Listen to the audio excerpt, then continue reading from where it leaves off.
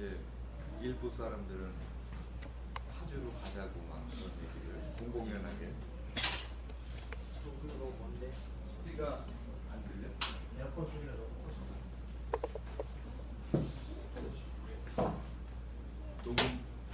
녹음을 위한. 그래서 그 뭐 그런 얘기들을 하기는 하는데 맞는 이야기인 것 같아요.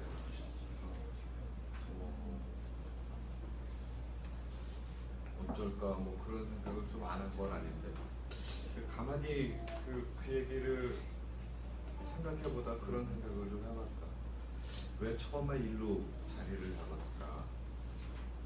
하필이면 가장 그 환경이 교회가 있어야 할 곳이 아닌 이곳에 우리가 처음에 모이게 된 이유는 사실 이유는 없어.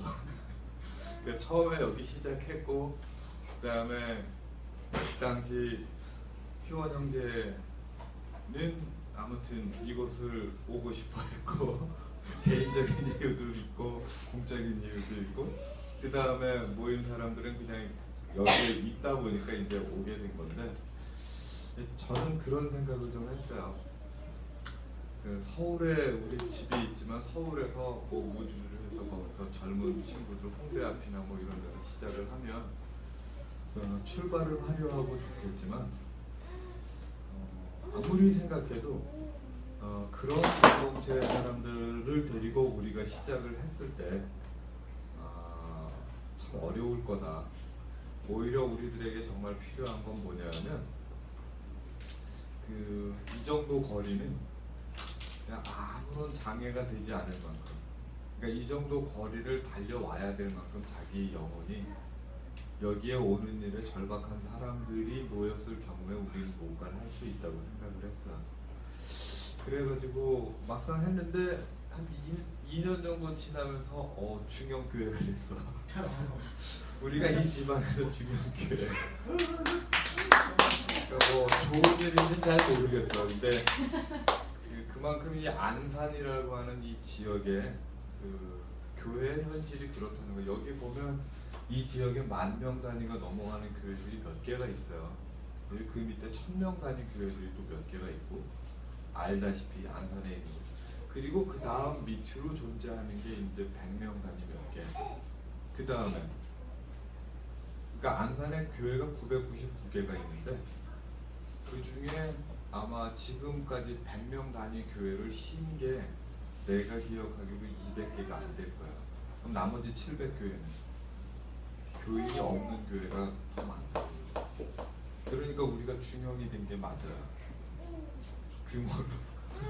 그러니까 좀 어처구니 없고 힘든 일이지만 그게 현실이야. 이게 뭐냐면 사실은 안산에 있는 지역을 따지고 보면 999개의 교회가 많을 수도 있어요. 근데 그 인구를 갖다 999개로 분포하자면 각 교회마다 100명 이상이 나오지.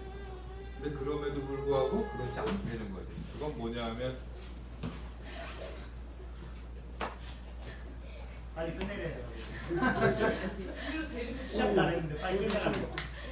그건 왜 그러냐면 그 교회를 다니는 사람들의 심사가 더 이상 이제 그 신앙이라고 하는 것에 대한 관심보다는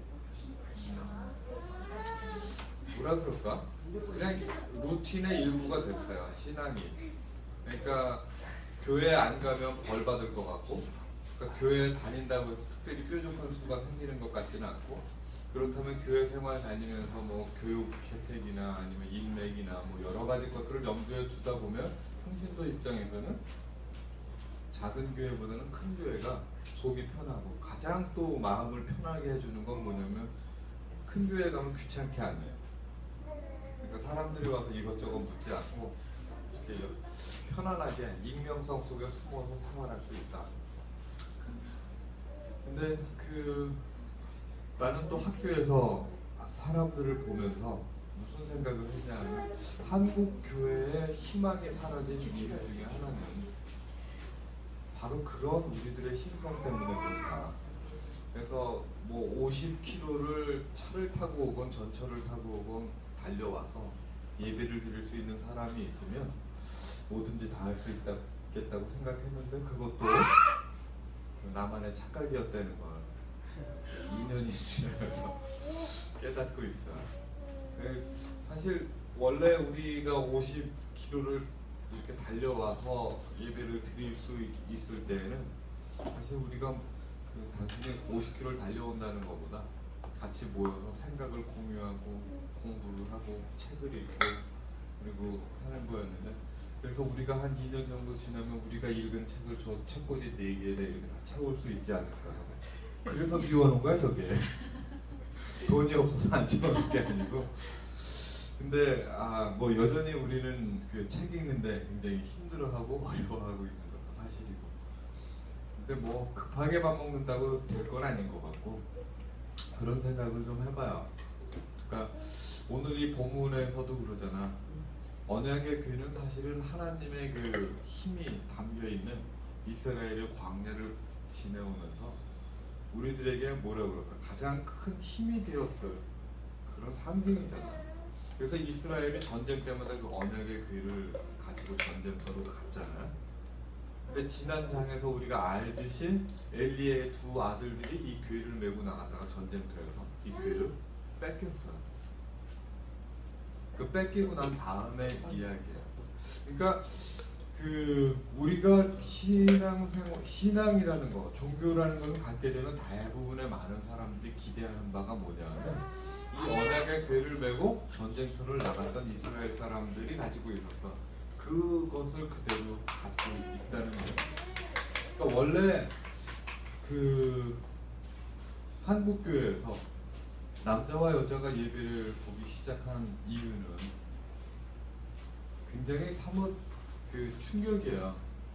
그러니까 왜 충격이냐면 지금은 너무 당연한 거지만 그 당시에는 남자와 여자가 함께하는 자리가 조선시대에 존재하지 않았어요. 왜냐하면 당연히 여자는 호적에 그 시집가기 전까지만 존재하고 시집간 이후엔 이렇게 존재하지 않잖아.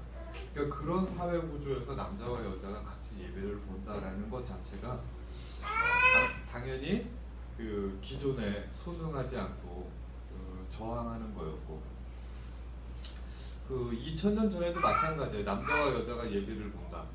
그거 자체가 사실은 그 우리가 살아가는 삶의 습관 속에 순응하고 타협하는 그런 게 아니었죠. 근데 어느덧 사람들이 모여서 예배를 보기 시작하면 사람들이 그 예배 속에서 갖게 되는 것은 기대야. 뭐에 대한 기대냐면 내 삶의 어떤 그 물질적인 축복이나 어떤 것에 대한 기대. 근데 그것을 갖게 되면서부터 이제 사람들이 뭐라 그러죠? 의존적이 되죠. 그러니까 원래 종교를 믿는 사람들의 심성이 기본적으로는 의존적일 수밖에 없어요. 그러니까 사실은 자기 삶을 자기가 스스로 컨트롤할 수 있을 만큼 여유 있으면 교회에 왜 나오겠어? 사실 안 나오거든. 그러니까 이 바쁜 시간에 교회에 나와가지고 이런 이야기를 들으면서 시간을 허비하는 게 아깝다고 생각할 수 있어요. 내 삶의 모든 게 안정적일 때. 그렇잖아. 차라리 이 시간에 가족들 손잡고 캠핑을 가는 게 낫지. 아니면 영화를 보든지. 뭐 할 수 있는 게 얼마든지 많잖아. 근데 그 시간에 딴 데 안 가고 여기 나와 있다는 건 마음속 한켠에 남들 보기엔 멀쩡하지만 뭔가가 있는 거야. 인수가 저렇게 멀쩡해 보이지만 별빛 투성이에요. 그 희원이 형제가 3년 동안 무려 거의 한 주도 안 빼놓고 이렇게 오는 이유는 남들 보기엔 참 멀쩡해 보이지만 뭔가가 있을 가능성이 있겠죠? 근데 사실 따지고 보면 우리들 모두가 다 그런 거죠. 모두가 다 그런 게 있는데, 그러니까 사실은 그게 이제 우리가 하나의 그 종교인인 이유지. 그러니까 2주 됐나? 2주 전에 그 신학생들끼리 뭐 이렇게 모임이 있어요. 그 이름이 뭐였더라? 세월호의 진실을 찾는 사람들 모여가지고 그 연세대학교 신과대학 학생들이 중심이 된 건지 어쨌든 그쪽 친구들한테 연락이 왔어요. 그래가지고 모임을 이렇게 하는데 와갖고 각 학교마다 선생님들 한 명씩 다 불렀는데 가갖고 이제 모임을 갖는다고. 그 모임을 갖는다 얘기를 이제 갔죠. 가갖고 그 가서 하는데 이제 한 학생이 그런 얘기를 하더라고. 요즘 시대는 무기력해요. 신학 왜 하는지 모르겠어요. 막 그렇게 얘기를 하는 거 하더라고. 그러면서 이제 자기가 이제 연세대학교 신과대학에서 종교철학을 전공을 하는데 학교를 다니고 싶지 않다고 그렇게 이야기를 하길래 뭐 다 듣고 뭐 본인 생각이니까 대학원 다니면 이제 적지 않은 나이잖아요. 그래서 얘기를 하는데 그런 얘기를 했어요. 이 절망의 시대에 오늘날 무기력을 그나마 자기가 무기력하다는 걸 그나마 알고 있는 사람은 누구겠냐. 그러니까 대학의 모든 사람들이 바쁘잖아. 그러니까 사실 그 연세대학교 신과대학 머리에 연세대학교 신과대학에 다니는 학생들 대부분은 한 절반 정도는 사실은 한 3, 4학년 되면 전과를 해요. 그러니까 연세대학교의 대부분의 학교가 신과대학보다는 점수가 높거든. 지금 조금 뭐 높아졌다고 그러지만 신과대학교, 연세대학교에서 사실 점수 따지면 제일 낮고. 그래서 실제로 내가 가르치던 교회 청년 중에 하나도 그렇게 해서 연대를 갔어. 또 처음엔 2대 기독교학과 갔는데 적응 못하고 그 다음에 반수해갖고 연세대학교 신과대학을 가더라. 그래서 그래 신학 공부 생각하고 잘했다 이렇게 해줬더니 한 2년 후 있다가 전과하더라고. 근데 대부분의 아이들이 그렇다고 그래요. 그러니까 사실은 바쁘지. 정신 없지. 그러니까 뭐 신학과에 들어온 친구들이 그러니까 다른 학과에 다니는 친구들은 뭐 대학 생활이 그렇게 요즘에 뭐 여유롭겠어요. 옛날처럼 뭐 대학 생활의 낭만이라는 옛날 이야기지. 그러니까 다 바빠. 그러니까 무기력을 경험조차 할 시간이 없고 그런 것들에 대해서 생각하고 반성할 시간은 더더욱 없는 게 사실 요즘은 대학 생활이잖아. 그렇다면 이런 시대에 정말 그 은총이라고 말하는, 그러니까 축복이라는 걸 경험하는 건 뭐겠냐. 내가 정말 이 시대에 남들보다 좋은 직장을 갖고 아니면 안정된 삶을 살아가고 그리고 수입이 더 많고 그리고 그런 남들이 부러워할 만한 어떤 일을 하는 것이 우리 시대의 축복일까 라는 생각을 좀 해봐. 그러니까 물론 마음 한켠에 우리들에게 삶의 불안정성이 끊임없이 있지. 그런데 그게 정말 남들이 부러워할 만한 안정성을 갖는 게 정말 우리들에게 축복일까? 라고 하는 걸 가만히 생각해 보면 꼭 그렇지만도 않아. 그러니까 요즘에 젊은 대학생들이 부러워할 만한 사람들이잖아요, 여러분들. 근데 여러분의 삶을 직접 되돌아보면 그들이 부러워할 만큼 뭐라 그러죠? 안정된, 정말 그들이 꿈꾸는 안정된 그런 것이 여러분의 삶 속에 존재하냐? 그 되짚어 본다면 우리의 삶은 그렇지 못하다는 게 사실은 정답이죠.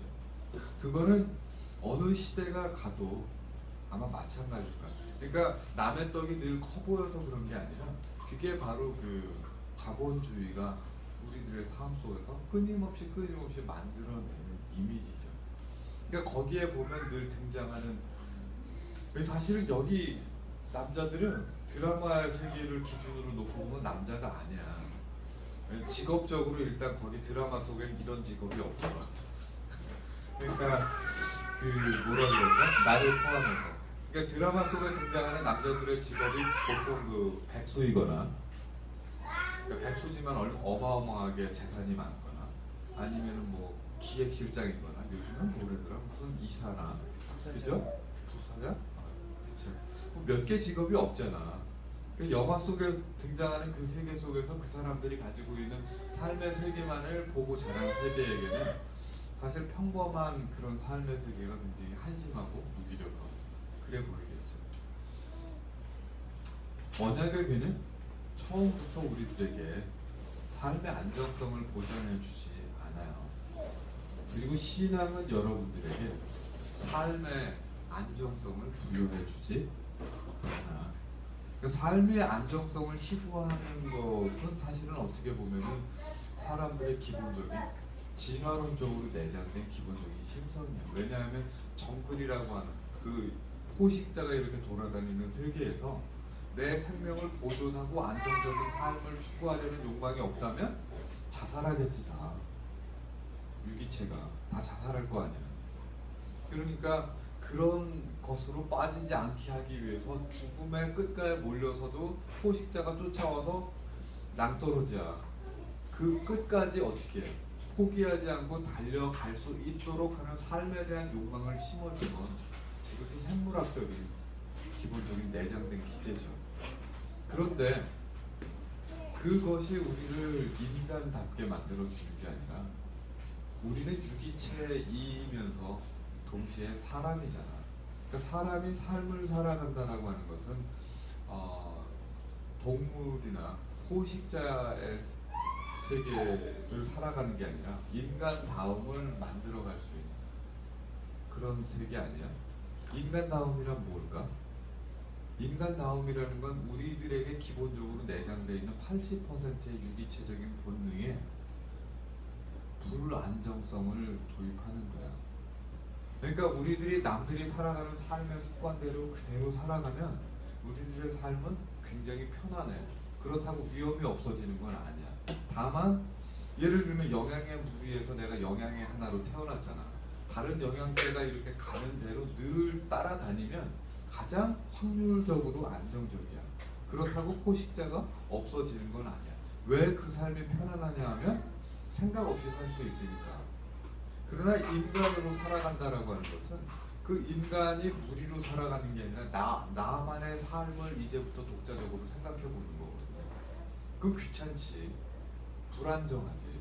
왜냐하면 남들이 여태껏 해왔던 기존의 방식이 아니라 나만의 방식을 내가 찾기 시작하는 거거든. 그러니까 우리는 그렇게 인간적인 삶의 방식이 너무 이제 익숙해져서 이제는 내 방을 갖고 있는 게 너무 당연하고 나만의 방식으로 집을 꾸미고 나만의 방식으로 삶의 패턴을 살아가는 게 굉장히 자연스럽지만 그 와중에 우리가 문득 잊고 있는 게 뭐냐 하면 인간다움이라는 것은 나만의 방식, 나만의 생각, 나만의 습관으로 삶을 살아가고 계획하고 준비해 나가는 거잖아. 맞아요? 근데 어느덧 그런 삶의 습관으로 살아가던 우리들이 자본주의 세계에서 나만의 삶의 방식이 아니라 그들의 생각, 그들의 방식, 그들의 논리를 따라서 우리가 살아가고 있어요. 그렇죠. 그러니까 어느덧 우리는 사람의 탈을 쓰고 어느덧 우리는 동물의 세계로 떨어져서 살아가고 있는 거죠. 더 안타까운 사실은 그 동물의 세계로 떨어진 우리들의 모습을 자책하거나 억울해하거나 슬퍼하는 게 아니라 무엇 때문에 우리가 울게 되느냐 하면 우리 삶의 안정성이 무너질 때마다 우리는 눈물을 흘려요. 그러니까 사실은 그와 같은 상황에서 하나님이 우리들에게 알려주신 기책은 뭐냐면 바로 그 언약의 기회를 넘겨주는 거예요. 누구한테? 믿지 않는 사람한테. 오히려 그 신을 믿지 않는 사람들은 신앙의 힘이 무엇인지를 더 정확히 잘 알 때가 있어요. 그러니까 한국 사회에서 교황이 왔다고 막 이렇게 하는 것 속에 우리가 한 번쯤 생각해 봐야 될 게 뭐냐, 바로 신앙의 힘이거든요. 신앙은 사람들에게 희망이 될 수 있어요. 언제? 우리가 세상에 순응하지 않을 때.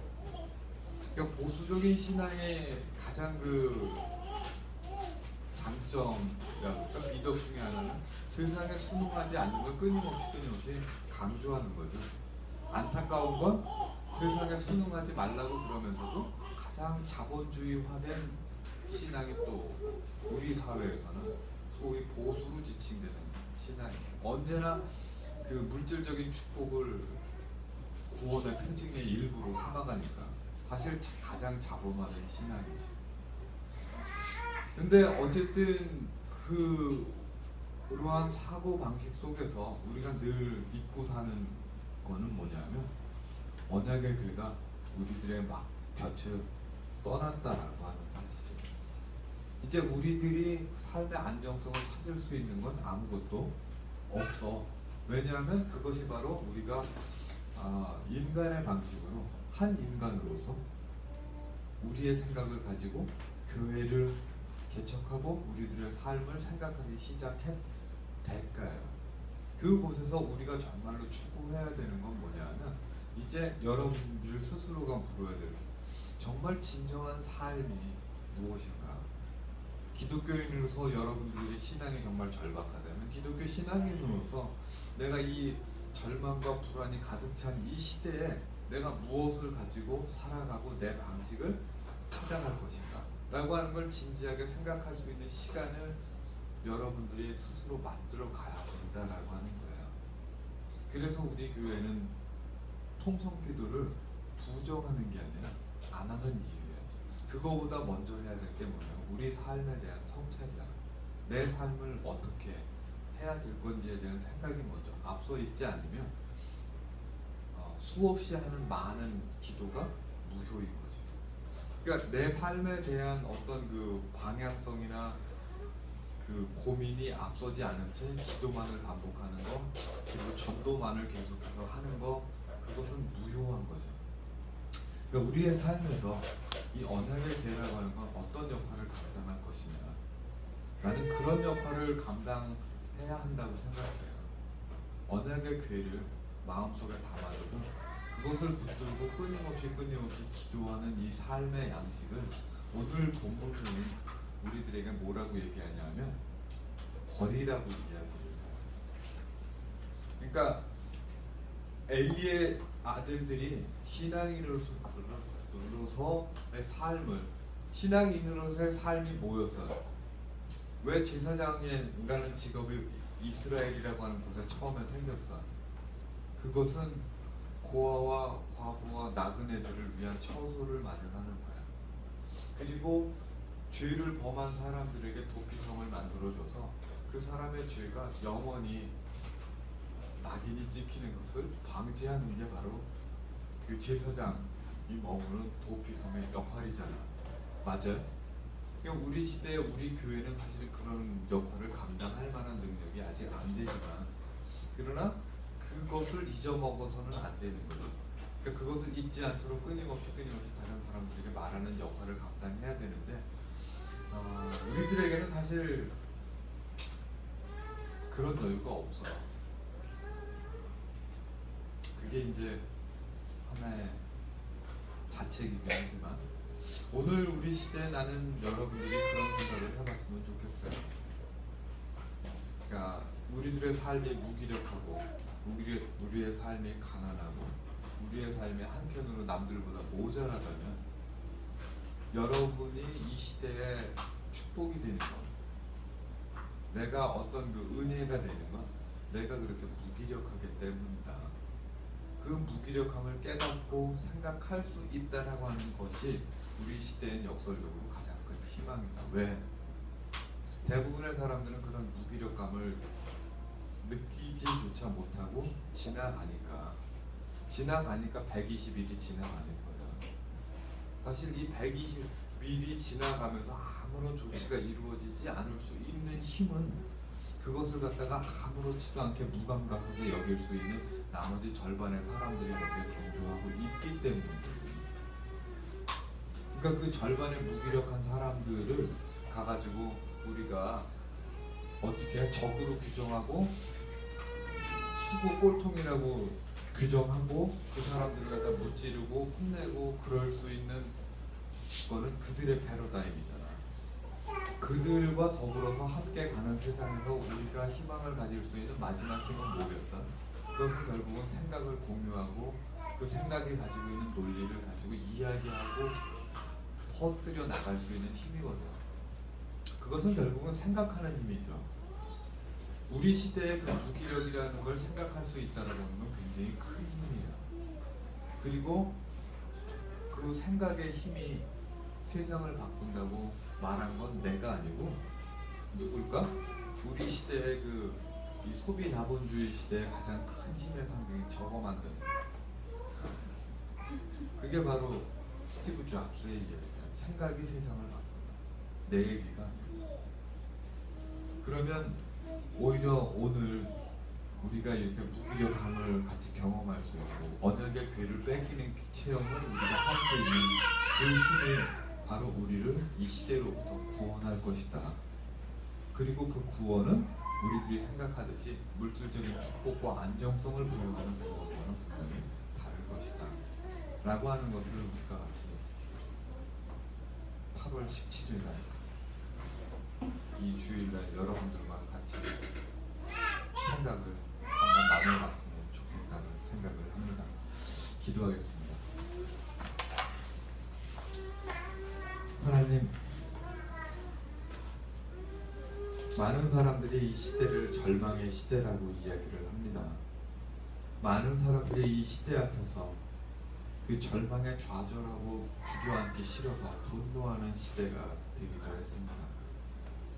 또 이 절망의 시대에 자신만의 우상을 세워놓고 그 우상을 절대시하면서 그 우상에 흠집이 나지 않도록 자기가 가지고 있는 기존의 것들을 목숨 걸고 사수하는 우스운 모습들의 사람들도 또한 우리 시대에는 많이 있습니다.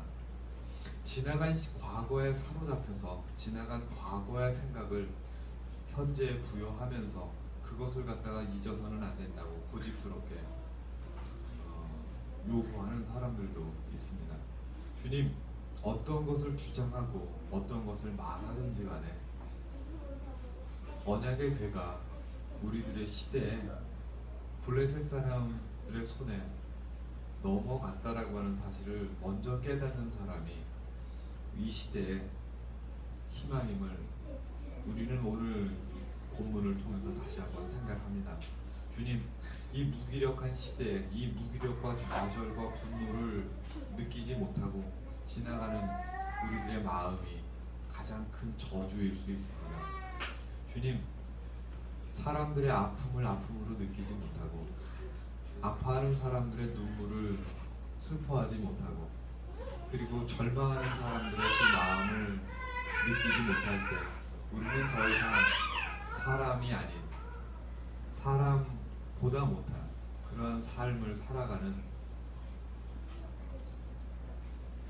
존재가 될 수 있다는 사실을 마음속에 깊은 경고로 받습니다. 주님, 오늘 우리가 모여서 예배하고 기도할 때 우리들에게 진정한 사람의 아름다움을 회복할 수 있는 시간이 될 수 있도록 주님 인도하여 주시옵소서. 우리들의 삶에 우리가 더욱더 하나님의 언약의 괴가 우리들에게 말하는 것을 남들이 말하는 물질적인 축복과 부로 느끼지 아니하고 마음속에 깊은 생각으로 담아두는 우리 광야교회 교인들이 되기를 간절히 소망하고 우리 사랑하시는 예수 그리스도의 이름으로 기도드렸습니다. 네.